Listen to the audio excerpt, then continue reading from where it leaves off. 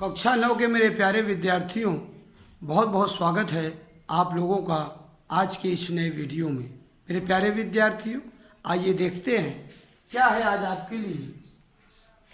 प्यारे बच्चों, देख सकते हैं कक्षा 9 विषय हिंदी भाषा और हिंदी भाषा में पाठ अलंकार। अलंकार में आप देख सकते हैं प्यारे विद्यार्थियों, अलंकार भाग 10 की बात आज हम लोग कर रहे हैं। भाग 10 मानवीकरण। क्या है? मानवीकरण अलंकार।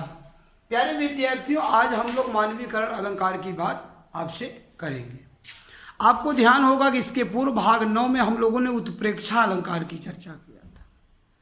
उत्प्रेक्षा अलंकार की चर्चा हमने आपसे भाग 9 में किया और मानवीकरण अलंकार की चर्चा करें इसके पूर्व हम चाहते हैं कि थोड़ी सी चर्चा हमारी आपकी भाग 9 पर हो जाए, ताकि आप लोग ये बात देख पाइए कि आप लोगों ने, आप यहाँ देख सकते हैं आपकी पुस्तक में ये जो है 94 पेज नंबर पर उत्प्रेक्षा अलंकार की चर्चा की गई है, जहाँ पर वाचक शब्दों को अलंकार के जो काव्य पंक्ति है, जहाँ वो अलंकार निहित होता है उत्प्रेक्षा, जन जानो मन जो मानो जनो मनो मनो जनो, या मतलब उपमेय में उपमान को का आरोप मान लिया जाता हो, वहाँ पर उत्प्रेक्षा अलंकार होता है। बहुत ही बारीकी से आपको उपमा उत्प्रेक्षा में अंतर स्पष्ट करना होता है।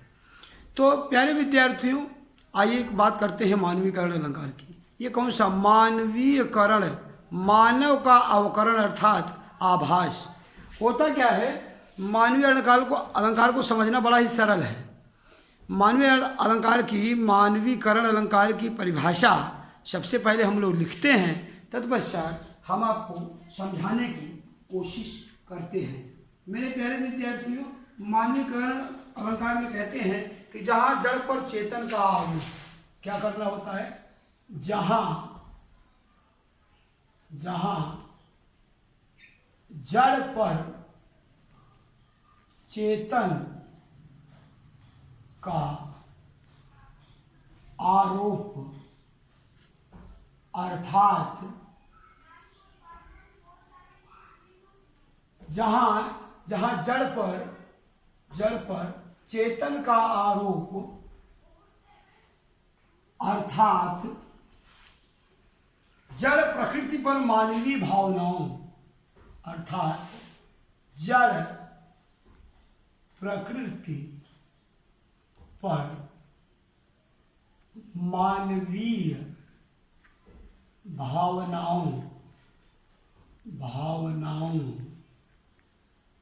भावनाओं तथा क्रियाओं का आरोप हो, तथा क्रियाओं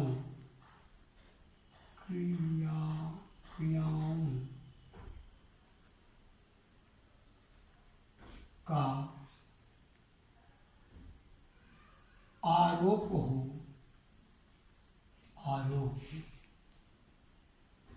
हो, क्रियाओं का आरोप हो, वह मानवीकरण अलंकार। क्रियाओं का आरोप हो, वहाँ मानवीकरण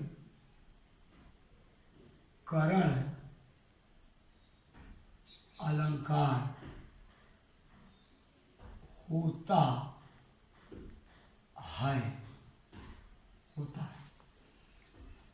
अब अगर हम दूसरी परिभाषा, एक तो ये हमें परिभाषा पाठ्यपुस्तकीय परिभाषा में प्राप्त होती है, किसकी? मानवीकरण अलंकार की। आइए इसको पढ़ते हैं, समझते हैं, हो सकता है इससे सरल भी एक परिभाषा हम लोग बनाने में सफल हो पाए। यहाँ देखिए लिखा है कि जहाँ जड़ पर चेतन का आरोप, जड़ अर्थात जो हिलडुल नहीं सकता, एक ही स्थान पर स्थिर है, उस पर चेतन का आरोप, मतलब जड़ वस्तु में चेतनता आ जाए। काव्य में कभी अपनी रचना के अनुसार या लेखन के अनुसार अगर वहाँ पर जड़ में चेतन आ जाए, तो प्यारे विद्यार्थियों, आपने ये देखा कि यहाँ पर कह रहे हैं कि जहाँ जड़ पर चेतन का आरोप अर्थात जड़ प्रकृति पर मानवीय भावनाओं तथा क्रियाओं का आरोप हो, वहाँ मानवीकरण अलंकार होता है। बात समझने की कोशिश करिए। ये पंक्ति आपसे क्या कह रही है वो बात समझिए, फिर हम लोग कोशिश करेंगे कोई एक सरल सी परिभाषा अलंकार की, मानवीय करण अलंकार की बनाने की। ये पंक्तियाँ आपसे ये कह रही हैं कि कोई जड़ वस्तु है, जड़ माने एक जगह पर स्थिर वस्तु, जैसे कोई वृक्ष हो गया, हाँ, नदी हाला चलायमान है लेकिन पानी उसका जड़ मतलब हमेशा रहता है, पर्वत पठार हो गया, और हवाएं हो गई, और कोई फूल पत्ती हो गया, पेड़ पौधे हो गए, कोई अस्त्र शस्त्र हो गया, एक जगह पर है। अब उसमें मानवीय गुण अगर आ जाए इन चीज़ों में, यदि मानवीय, यहाँ पर प्रकृति और जड़ दोनों की, जहाँ जड़ पर चेतन का आरोप, अर्थात जड़ प्रकृति पर, प्रकृति माने नेचर का मतलब नहीं, प्रकृति माने जिसकी आदत रुकने की हो, एक जगह स्थिर होने। जैसे ये मार्कर मान लीजिए, ये जड़ चीज वस्तु है, इसको रखा। इस मार्कर के बारे में कहूँ कि मार्कर ऐसा हंस रहा है जैसे ये जो है बच्चे हंसते हैं, मार्कर ऐसा बोल रहा है जैसे जो है कोई ईमानदार आदमी बोलते, इस तरह की बातें जब मैं करने लगूँ तो आप समझ लीजिए मानवीय गुण अलग है। जैसे एक कविता है, आप देखे होंगे कि नदी ठिठकी घूंघट सरके, तो इस तरह के आए बड़े बंठन के संवर के, कैसा है। तो ये जो कविता, तो उसमें जो है बादलों के बारे में जहाँ पर बताया जाए कि बादल बोल रहे हैं, बादल जिस तरह से चल रहे हैं, तो इस तरह की चीज़ें जब आपको प्रकृति की चीज़ मानव का गुण उसमें दिखने लगे, जो जड़ वस्तु है वो जो है, वहाँ पर मानवीकरण अलंकार होता है। मानव का गुण अमानवीय वस्तुओं में अगर आ जाए तो वो मानवीकरण अलंकार है। एक बार मैं एक और परिभाषा यहाँ लिखने की कोशिश करता हूँ, आप देखिए, हो सकता है आपको बहुत अच्छे से समझ में आए। आप कह सकते हैं, ये पहली परिभाषा थी, एक दूसरी परिभाषा यहाँ देने की कोशिश की जा रही है, आप समझने की कोशिश कीजिए। जैसे आप कह रहे हैं स्थिर, स्थिर जड़ या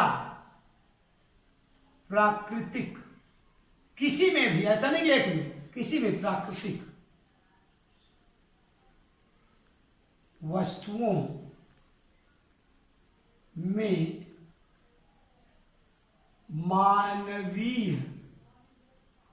मानवीय गुणों का समावेश या प्राकट्य ही मानवीयकरण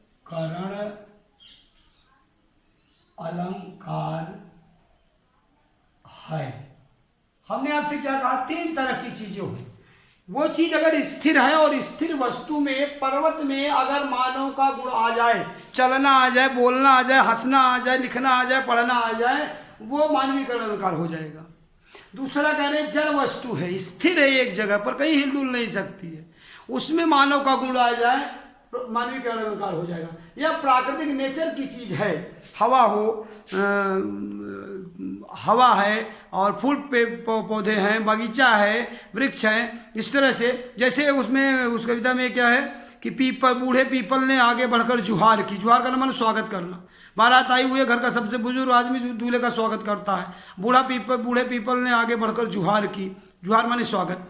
अब वो क्या है, बूढ़ा पीपल क्या है, पीपल एक जगह स्थिर होने की चीज़ है ना, वो कैसे झुककर स्वागत करेगा, वो कैसे आगे बढ़कर अगवानी करेगा।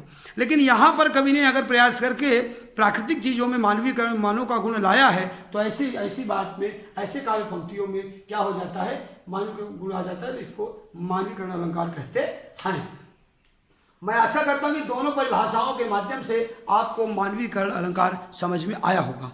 जो कुछ भी थोड़ा सा बाकी रह गया, लेस मात्र अगर आप में संशय रह गया कि वास्तव में और कैसे, और सरलता से कैसे समझा जाए, तो उसका एक माध्यम और है, उदाहरण के द्वारा, एग्जाम्पल के द्वारा। आइए देखते हैं, उदाहरण से आप और अच्छे से समझ पाएंगे। उदाहरण आप रखेंगे 1, 2, 3, 4, 5, इस तरह के बहुत सारे उदाहरण पर हम विचार करेंगे।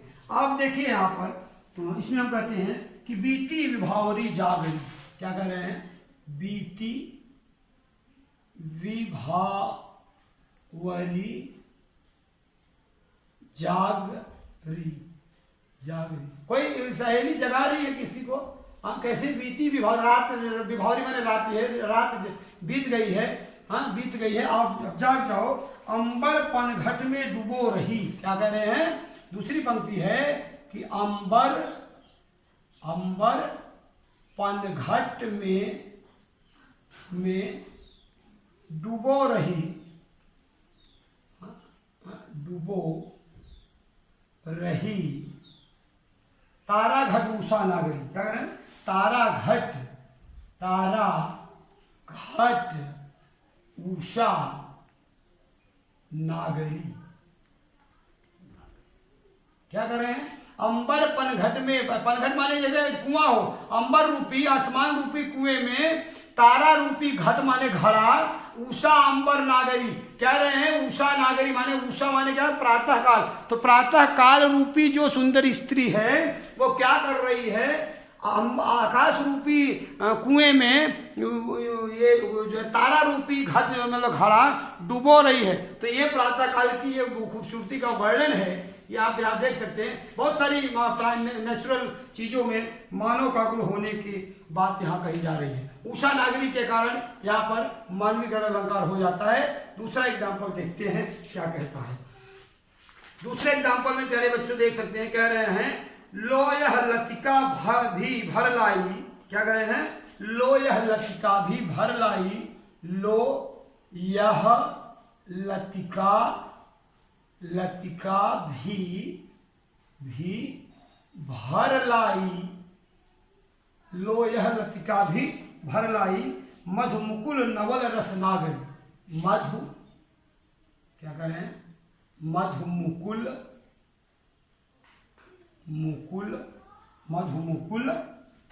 नवल रस नागरी। आप ये देख सकते हैं, ये काल पंक्ति आपको कि लो यह लतिका भी भर लाई, लता के लिए है, मधु मुकुल नवल रस नागरी। तो ये जो है ये मधु से भरी हुई जो है ये नए रस को ये नागरी क्या कर लाई है? भर लाई है। ये बात आपको क्या कहती है यहाँ पर? तो कोई प्रकृति है, कोई चीज है, वो कैसे क्या भर लाएगी? हाँ, भरने के लिए उषा पर घट पर पनघट पर नदी के पास कौन जाएगा? मानव न जाएगा। मेघ आए, कविता क्या कह रही है? देखिए, मेघ आए, मेघ आए बड़े बन ठन के, मेघ आए बड़े बंठन के संवर के, मेघ आए बड़े बंठन के संवर के। नाचते आगे आगे नाचती बयार चली, आगे कविता क्या कह रही है? आगे आगे नाचती बयार चली। अब बयार को जो मतलब बयार माने हवा को छोटी सी लड़की मान लिया है। हाँ, तो ये जो है मेघ आए बड़े बंठन के संवर के, हाँ बंठन के संवर के मतलब सज धज कर मेघ आए हैं, बादल आए हैं। हाँ, जय दामाद के रूप में जो आए हों शहर में, शहर के गांव में, इस तरह से मेघ आए बड़े बंठन के संवर के। तो ये अब बादल को सज धज कर आने की बात कर रहे हैं कि इस तरह से दामाद की तरह से पाहुन जो आए हों गांव में शहर के, ये लाइन है कि मेघ आए बड़े बंठन के संवर के। हाँ, पाहुन जो आए हों, पाहुन क्या कर रहे हैं? पाहुन जो आए हों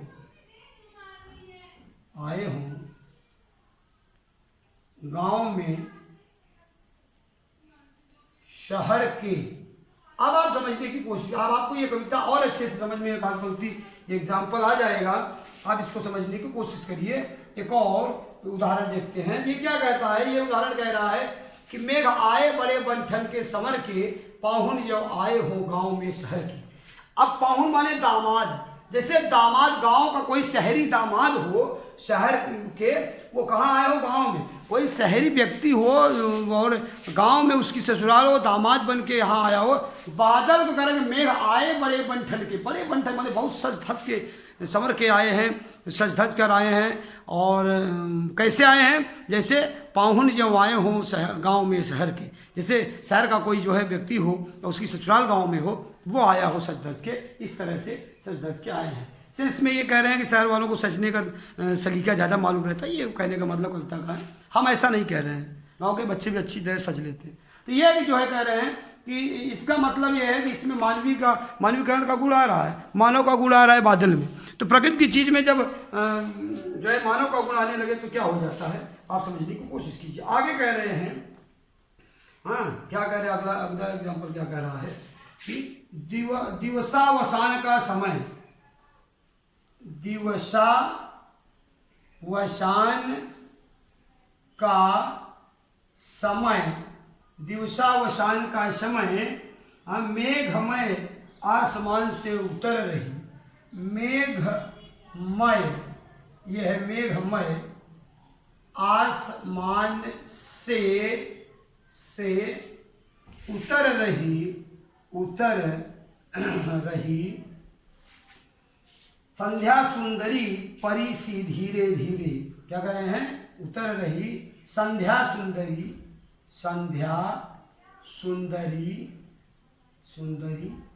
परी सी धीरे धीरे, कैसे धीरे धीरे।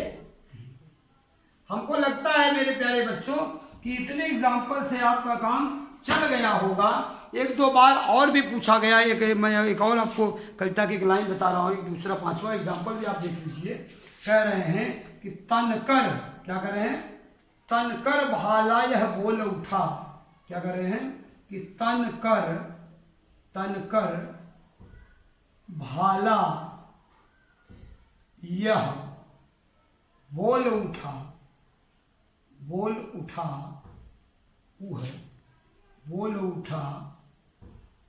क्या बोल उठा, राड़ा मुझको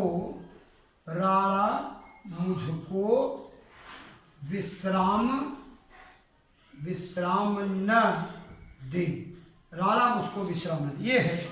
अब इसके बाद बात किसकी होती है, इसके बाद बातें होती हैं किसकी, गृह कार्य की। गृह कार्य आपका क्या कहता है, आप देखिए।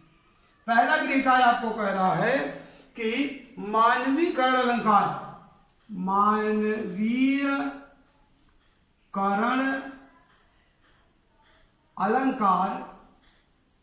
अलंकार की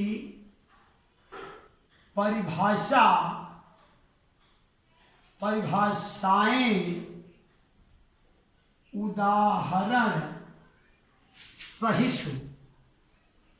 सहित अपनी भाषा की कॉपी में लिखकर अभ्यास करें। ये है आपका एक पहला होमवर्क। दूसरा कहता है होमवर्क आपसे, दूसरा होमवर्क क्या कह रहा है कि मानवीयकरण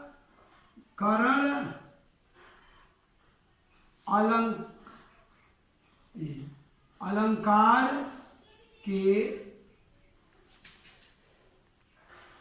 अन्य 5 उदाहरण लिखकर क्या करेंगे, अभ्यास करें। ये आपसे आपका होमवर्क कह रहा है। ये आपके लिए 2 होमवर्क आज की कक्षा के लिए दिए गए हैं। प्यारे विद्यार्थियों, अब अगर हम आपसे बात करें, आप यहाँ देख सकते हैं पहला उदाहरण कह रहा है, बीती विभावरी जागरी अंबर पनघट में डूबो रही तारा घर उषा नागरी। तो ये जो सुंदर स्त्री है सुबह की तरह, वो क्या कर रही है, तारा घट में अर्थात अंबर रूपी पनघट में जो है कुएं में क्या तारा रूपी घड़ा डुबा रही है। लोया लतिका भी भर लाई मधुमुकुल नवल रस नागरी। तो ये लतिका भर लाएगी। लतिका माने वो मनी प्लांट, और ये जो लताएं हैं ये कुएं से जल भर के, नदी से जल भर के ले आएंगी। ये मानवीकरण अलंकार है। इसलिए फिर है मेघ आए बड़े पंठन के समर के पाहुन जो आए हो गाँव में शहर के। बादल दामाद के रूप में गाँव में आया हुआ है। यहाँ नेचुरल चीज़ों में, प्राकृतिक वस्तुओं में मानव के गुण होने की बात कही जा रही है, इसलिए मानवीकरण है। दिवसावसान का समय मेघमय आसमान से उतर रही संध्या सुंदरी परी सी धीरे धीरे। संध्या को सुंदर परी की तरह यहाँ पर बताया गया है, शाम के समय को सुंदर परी की तरह बताया गया है। तो निश्चित रूप से प्राकृतिक चीज़ों में मानव के गुण होने की बात कह रही है। आगे कह तनकर भाला यह बोल उठा, राणा मुझको विश्राम न दे, मुझको विश्राम न दे। तो आराम देने, भाला है, निर्जीव वस्तु है, वो कैसे तनकर बोल देगा राणा से। तो यहाँ पर निश्चित रूप से कहीं ना कहीं मानव का गुण होने की बात इसमें करें तो मानवीकरण अलंकार यहाँ पर आ जाता है। गृहकार कह रहा है कि मानवीकरण अलंकार की परिभाषाएं, मैंने 2 परिभाषाएं में यहाँ लिखा हुआ है, आप दोनों को लिखकर उदाहरण सहित अपनी भाषा की कॉपी में लिखिएगा। जाहिर सी बात है, भाषा कॉपी में नहीं तो क्या साहित्य कॉपी में लिखेंगे, भाषा कॉपी में लिखिएगा। मानवीकरण अलंकार के अन्य 5 उदाहरण लिखकर अभ्यास करें। हमने 5 कहा है तो 5 मतलब 5 के लिए कसम न खा लेना, आपसे 6 उदाहरण लिखा जाए तो लिख दीजिएगा। ये रही आज की चर्चा मेरे प्यारे विद्यार्थियों। आशा करता हूँ बातें आपको समझ में आई होंगी। भाग 10 की बात हुई है, भाग 11 भी हमको आपको पढ़ाना पड़ेगा क्योंकि अतिशयोक्ति अलंकार अभी आपका बच रहा है। तो प्यारे विद्यार्थियों खूब अच्छे से अभ्यास करिएगा, घर में सुरक्षित रहिए, बड़े छोटों सबका ख्याल रखिए। आज के लिए इतना ही, मिलते हैं नेक्स्ट वीडियो में, तब तक के लिए धन्यवाद।